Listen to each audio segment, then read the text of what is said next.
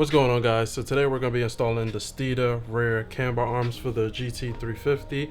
These are the rear camber arms that my dad picked up. He was telling me about it yesterday. They're basically made out of aluminum, which is pretty good. So they're really lightweight, but they're really strong.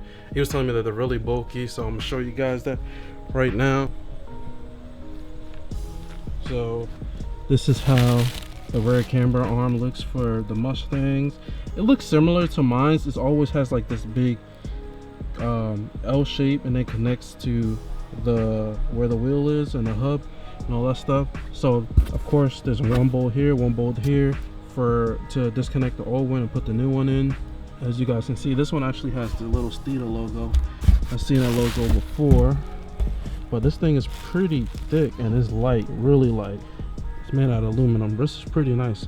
Definitely quality. My dad's been looking at a lot of Steeda parts, and they definitely seem like they have some quality parts. So I'm gonna post a link in the description of where he got this from. I'll ask him, and then I'll put in a link in the description so you guys can order it. He told me it was a little bit pricey, but the quality is on point. So I believe that's the reason why he went ahead and went with the Steeda. It looks like it's right here. The rear camera arm's right here. That black piece right here with the bolt, and then the other bolt is connected back there, so it's kind of like an L. Just got to remove those bolts and take it out, but it's kind of hard to get between here, especially when you get to that black bolt all the way in the freaking corner. It's kind of hard to see because the fuel line is right there. That's the fuel line going down, and then right back there's the bolt. So it really is a tight space, especially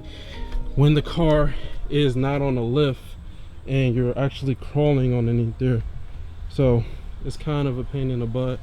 He actually went to go grab, I think he said he needed an 18-inch because he did the passenger side rears already. This side has the fuel line and it's in the way, like I was just telling you guys, which I actually noticed the fuel line is like covering. It's kind of hard to get back there. So he went to get a 18-inch wrench. I know this morning he was out here and he took the front wheels off, and he basically bought one of those little C clamps, and they come together and you just put a self-lit top screw right there in the middle. He put like a little clamp that's on that hose right there, so it's not touching the body and rubbing up against the side of the car. When you turn the wheel, you hear a weird noise. So he put that little C clamp up there with a self-tapping screw, so that stays up there on each side. So he did that today because you can hear it rubbing, and it's pretty annoying, especially when you gotta maneuver and turn the wheel pretty quick. So you have to give it an 18 wrench. So now you're just trying to loosen up the bolt all the way back there.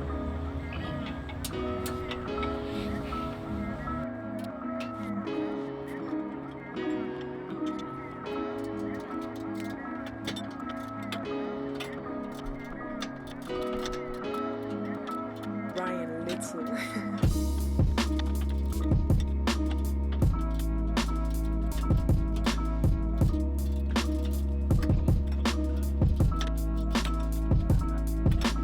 Regular clamp. It looks like it's almost out. Yeah, but it's a lock nut. Like you got the plastic on it. Oh yeah, it has the plastic on the end. Yeah, It's like a nylon lock nut. yeah, so they don't back up. That's basically what that's for. So now you're taking off the top bolt Yeah, in the front. bolt, yeah. And this is the one bolt with the nylon. Go back to me. Okay. You got it? Yeah. Let me see if I can get the back one here now. You good? So this is how the stock one looks. So your car has like these little things in it. Yeah. Yeah, mine don't have that. So it's kind of like built into it. Yeah, that one there. But It doesn't move, right? It's just like just the way it's that designed. That one that doesn't move, but this one here, I have to put one in here though. Yeah, one that goes in here. Does it have a left or right? Yeah. So now all he's doing is lining the stock rear camber arm to the aftermarket one. You gotta make sure it to be the exact same size. Exact of same. where it take off. Yeah, because basically you're not gonna adjust it offside the car. You have to wait till you put it on the car and then get the car aligned. But you want to have the same measurements as how it is stock. Of course, it won't be adjusted to what positive or zero camber you want now. But when you go get the car aligned after you put an aftermarket suspension on it, and the height and everything is different, and you go get it aligned, then you can adjust it to the right spec that you want, or right camber that you want. And that also helps with tire wear, etc., etc.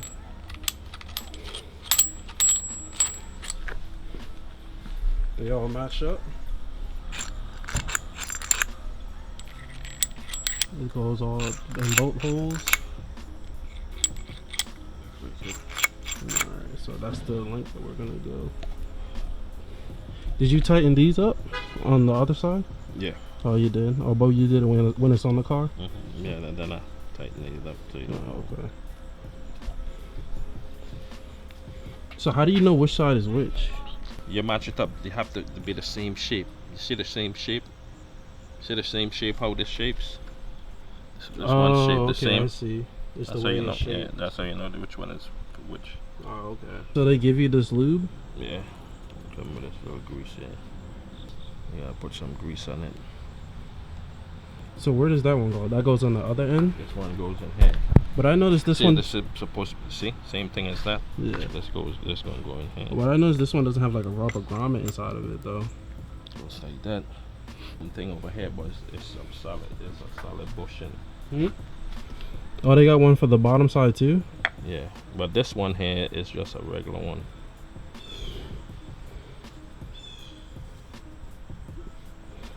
Oh, and that one goes in the inside of it. Oh, okay. Yeah, two of them. Oh, there's two of them. Let's Yeah, see. one on each side.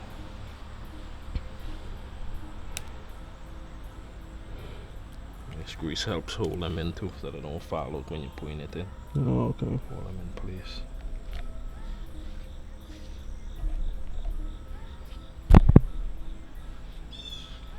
Okay. There we go. Oh, we need this washer. What is that washer for? This washer don't go on the other side. It's gonna go over on this side. Oh, the opposite side? Yeah, this washer gonna go here. Oh, okay. See, it's the same size as here. Oh, okay. So I it see. goes on this side. But now I don't know why they said turn the when you're putting this on, the outer bolt, you turn it backwards than how originally it was? yeah. You can go up in here. Yeah, that's a tight little spot. Outboard bolts, the outboard bolt faces, as it will be installed in the opposite direction. You see what I say? Doing assembly. So I say you go install back in the opposite direction. I don't know why. Yeah. I guess it's because of the nut. I mean that washer. Yeah. That was a pain in the butt, but I had to stick my hand behind the bag and push it in. The opposite way. So, and then he had to wiggle the camber arm because it's really tight back there. Put it in the opposite direction.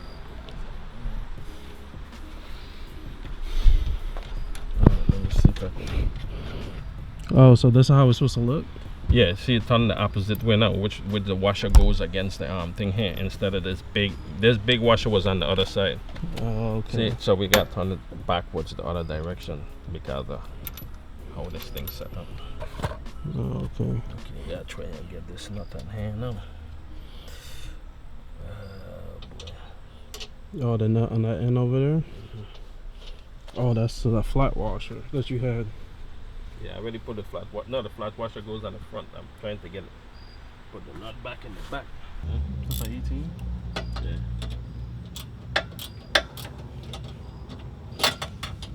That thing is big. Come on. This red camber arm. You was right.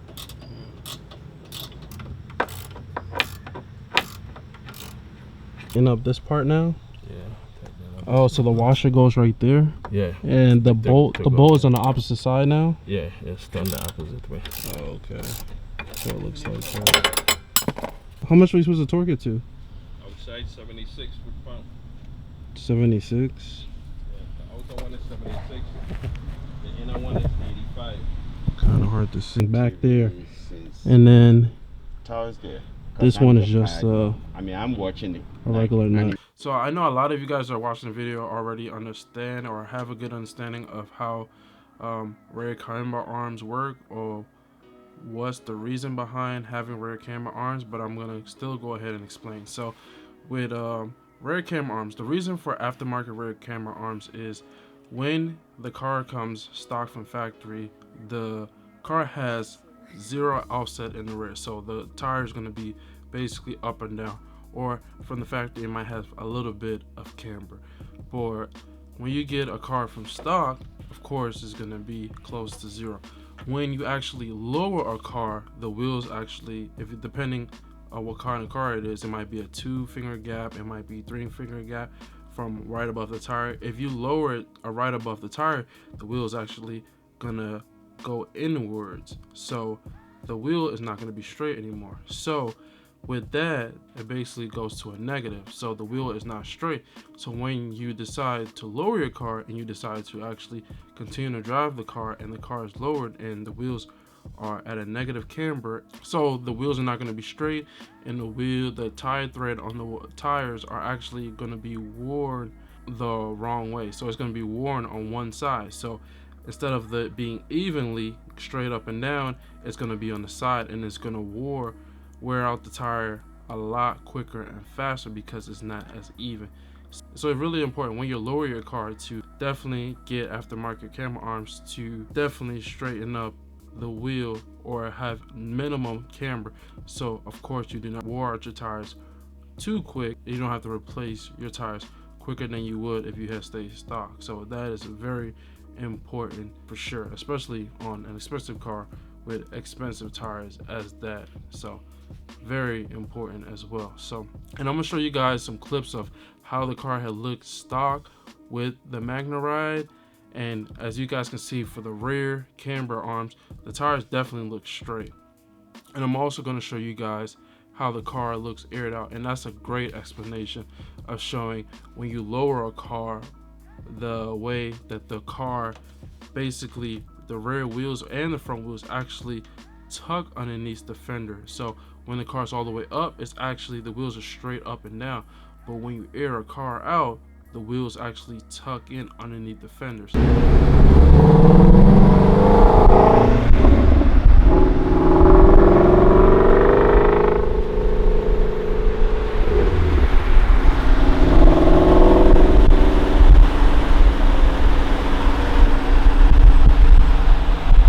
And this is going to be the air up button.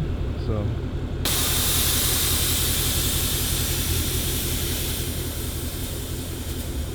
if this video was very informative, definitely smash the like button. And if you're new to the channel, definitely subscribe to the channel, because there's going to be more content on the Shelby GT350 and the Honda Civic Si as well. The next thing for the GT350 more than likely is setting up the height sensors.